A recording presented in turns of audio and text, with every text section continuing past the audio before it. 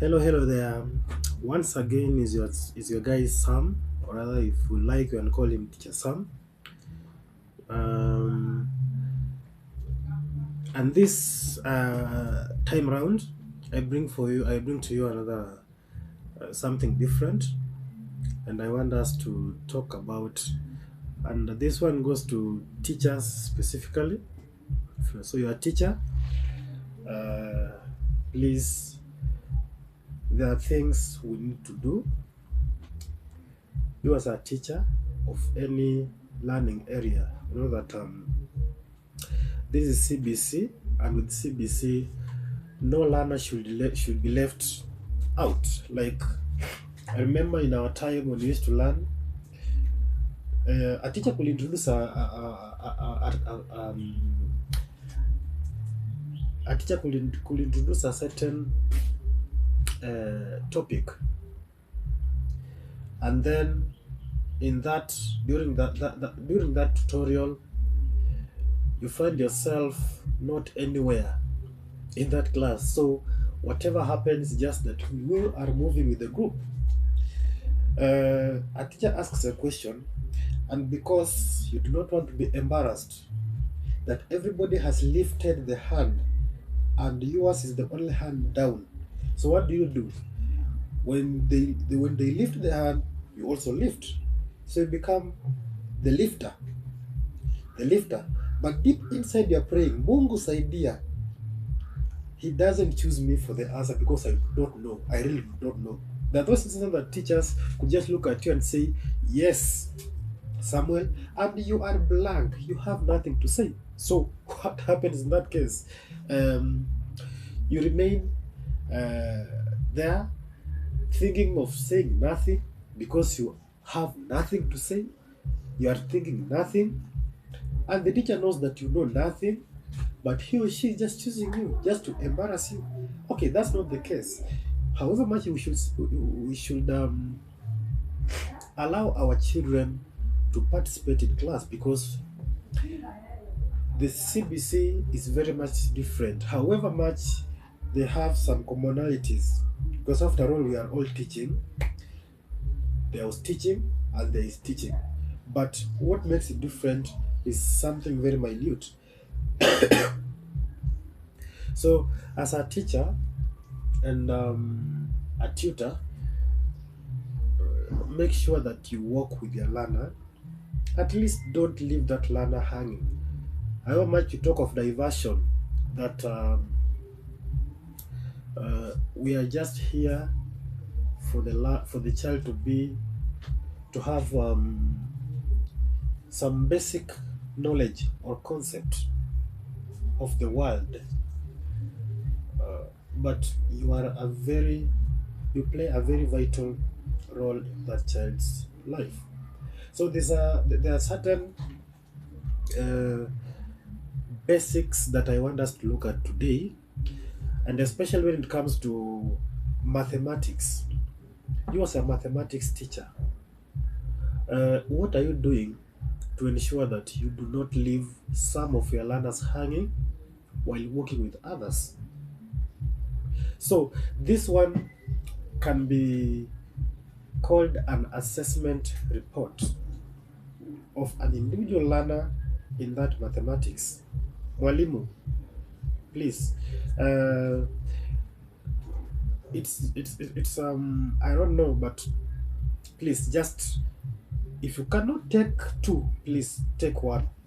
It's very important. You know that we are learners.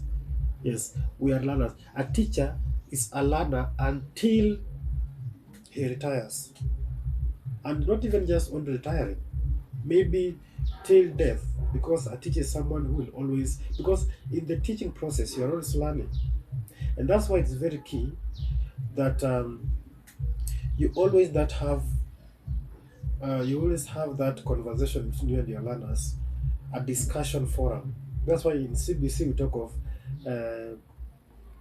learner-centered curriculum, so that the teacher is not just the main point of delivery, but rather he or she involves his or her learners in thinking and pondering on a point. So let us look at this mathematics. Important points to consider in mathematics. As a teacher, number one, always ensure proper book ruling. Now, the proper book ruling here is that I've seen many, quite a good number of learners who do not know even how to rule books, and by then they are already in upper classes. What happened in lower primary? There was neglection. There was neglection somewhere that a teacher did not pay attention to this learner's neatness. So, in ensuring proper book ruling, I will encourage that you always encourage or rather emphasize on double ruling as well as possible. Double ruling, that is, I can just demonstrate. Yes, this is my book, and my double ruling here should be, let me just demonstrate to you. That's my double ruling. You see, double ruling, and in those squared math books, we shall have those squared. So let the ruling or the child rule the two like one whole box, one line on top, another one on the bottom at the bottom. So double ruling. That's after each sum. After each sum, it should be ruled like that. You'll try it and you'll see that your child's work will be very neat. Also, the ruling we are talking about is that one of dividing the book. That one of dividing the book. Also, we know that one we know it should be double. But the problem is that most teachers do not pay so much attention. So, like, I have written my first sum here as a child. Another one will be written here. I rule it again. I underline it. Another one here. I underline. Another one here. Then when this whole space is full, I come here. I write here. I write here. Now during marking, as a teacher, you are proud of the ticks, how ticks are appearing in that book. You are very much proud. Just look at these examples.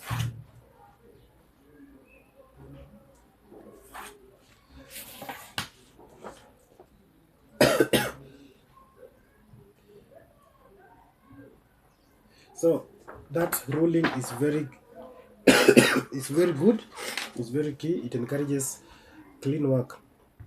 As a teacher, you are proud looking at your child's book than a book that is just disorganized, a book that is not covered, a book that is not, we see that courtesy, charity begins at home. Yeah. So if as a teacher, you cannot guide your learner to be neat here as early as in grades 1, 2, 3 upwards, how do you expect that child to be organized in the future? You know that we are the basis of these children's future. Whatever they see now is what they will do in the future. So please, let us be very keen when dealing with these things that we might think that they are very minute. They're just small things. They do not affect. They do affect. I don't know if you have seen cases where cases are neglected, but they come back to haunt the neglector. Very small thing, a very small thing. Like for example, a wound starts here, and then you say that it's just something normal, leave it upon her. And then as time comes and goes, the wound starts broadening. Then when you go to hospital, you are told you could have visited earlier. So you wasted time. And now the wound will require just something that will cost you more than if you could have dealt with it at that particular time. So very minute things are the very things that make that endanger the lives of our children. So let us be keen. Organization of work from school organization at home, organization of their own homes, organization at their places of work. Very key. Number 2, ensure that learners write proper dates at the start of every daily activity, both in your classwork and in their homework. So the proper dates.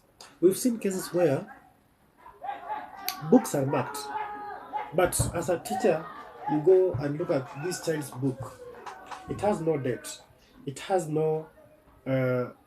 It has nothing to tell you that this activity took place yesterday or even today, because other works are older than even the children themselves, because of the mishandling of the book. So if an assessor comes and calls for the books, and then an assessor is not seeing the date of anything, and he's like, which year was this one done? And it was yesterday's work. There's no date. So as a child, he or she can forget. It's normal. Forgetting is normal. So it's your responsibility as a teacher to make sure that those dates are written. Those dates are written. Please, just find a little time to walk around the room. Do not be a stagnant teacher. Do not be a stagnant teacher. The benefits of working in class, you will be able to know, or rather, you'll be able to get to know what your learners are doing. Even if the class, I know that the classes which are big, yes, like the public classes, this, the public schools, they have got very large classes, of which it might be tiresome, yes. But remember, that's your passion. As a teacher, you go there with passion because nobody pushes you to go there. So try, just imagine that that's your child, because if you come to think of it, that whatever I'm doing to this child today, my child is being done the same where he or she is, because the Bible says that do to someone the same way you would like to be done for. So if you do something good, the reward comes from God, that your child, wherever your child is, your brother, your sister, will also receive the same treatment. So that is ensuring proper writing of the dates, both in classworks and homeworks, very key. Then, of course, number 3, we have ensure that every digit occupies its own box. Every digit, because those books are squared, sindio? So if it's the number 11, we have one in its own box and another one in its own box. That one, those books, it helps to make sure that those numbers can be readable by a person who is even the short-sighted people who have a problem with seeing, rather than pressing numbers together. Look at this book. It has squared boxes. So just make sure that a learner writes the one digit, because there's a difference between a number and a digit. A number is made up of digits, so digits make up numbers. So each digit in its own box. Try and please tell your learners to adapt to that. It's just also part of organization, being clean, being neat, and even the work encourages the one who is looking at it, who is assessing it. The assessor will have a positive feedback towards the work done by the teacher. Then you also have that as a teacher, because you cannot just teach what is not there. You have a lesson plan, you have your schemes of work, you have your lesson notes. So ensure as a teacher that you write what you are learning today in full. I'm talking about writing the strand and the substrand. Right? Writing the strand and the substrand. strand. Like in mathematics, for example, if you talk about the strand numbers, the substrand will be addition. Then after writing the strand and the substrand, come and write now the instruction. Instruction is very, most people fail because they did not read the instructions. There's a case where we had gone for a certain symposium some times back, and then an exam paper was brought. Sorry? It was a very simple paper. And we were like, why should they bring for us a simple paper, a symposium that we want to test ourselves? Who is superior than who in solving this and that? So people did something very fast, very fast, very fast. We did it and we collected it. The truth of the matter is that however simple the paper was, we all failed. Why? Because we never read the instruction before answering those questions. The instructions, the instruction was very simple, very short and clear. Do not attempt any question. So, and we went to attempt all the questions. So we had to fail and we had to blame ourselves.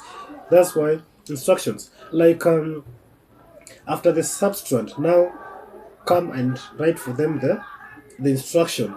If it is solve for the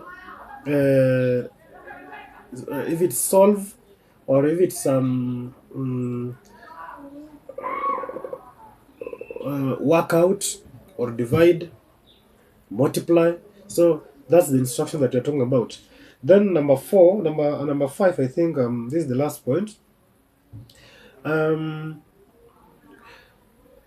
classwork activities, all classwork activities should start with the teacher's example, copied from the board. That's to mean there was a teacher, you do 2 to 3 examples on the blackboard as the learners copy for themselves. So you are doing with them on the blackboard, you rule it very well, so they do what you do, very clear calculations, and then they copy the work in their books, because you also have to mark those examples. After that, it should be marked. Then a teacher now, after marking those teacher guided examples, you now give the learners a revision, or rather or maybe a practice question, 1 or 2. Those ones are very enough to get to know whether your learners have understood what you've taught or not. There's no need of giving them a whole pile of questions. I used to see teachers were giving us 20 questions just for the sake. What are the 20 questions for? For heaven's sake. After the guided examples, 3 or 4, give learners 2 or 3 practice questions. That one is enough. Then wait for the homework. Give them on the same substrand. And when it comes tomorrow and they have scored, you know that my learner has really grasped the content. Then one very last important key here, let me give you one, is in those homeworks, after giving that a homework, then a learner comes to school in the morning, you mark, then you find that he has failed questions, this and this. Please, let that learner not write any other homework before doing that correction. And this one applies even in classwork. You've given a question and the learner was not able to score. Why should the learner proceed with writing? Let that correction be done there, marked, then start with the new work. Just to make sure that you leave no traces of doubt behind. Right, Mwalimu? So those are some of the key points that I wanted to share with us today. Keep tuned into the channel, because more and more shall be coming, just starting. Remember to subscribe, to like, to share, and of course to comment. This video is, even the parents and guardians can watch the video. You can watch. Yeah, even the part also involves learners, and also as a learner, if you can watch, it's just fine. You get to know what you should do ahead of the teacher. Is okay? Yeah. So I'm yours, Chesam. And with that, we close our discussion for today. This part two of this presentation. Part one, I think you already found it. And if you not found part one, please just search Teacher Sam. Just search